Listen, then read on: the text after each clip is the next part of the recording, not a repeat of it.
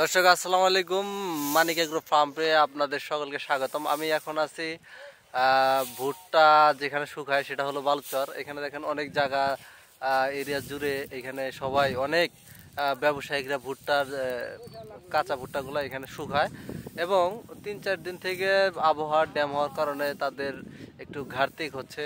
এবং দেখেন আমার চারপাশেই দেখেন প্রচুর ভুট্টা শুকানোর সিস্টেম করে নিচ্ছে। হ্যাঁ, আর আমি একজন এখানকার ব্যবসায়িক মোহাম্মদ মামুন ভাইয়ের সাথে কথা বলবো। ভাই আসসালামু আলাইকুম। ওয়ালাইকুম আসসালাম।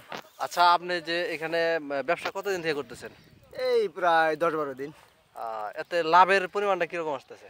লাভের পরিমাণ অবশ্য আপাতত নাই, আসলে আকাশটা খারাপ তো। আচ্ছা, এই জন্য একটু মানে ওই কামলা খরচটা একটু বেশি। কামলা খরচটা বেশি আসতেছে। বেশি আসতেছে। আর কাঁচা ভুট্টাটা কত করে নিতেছেন আপনারা? কাঁচা ভুট্টা আজকে নিছি 1720 টাকা করে। মানে বাজারটা একটু ডাউন। বাজারও ডাউন। আর শুকনা কত বিক্রি? আর শুকনা বিক্রি করতেছি 27 টাকা 20 পয়সা এরকম।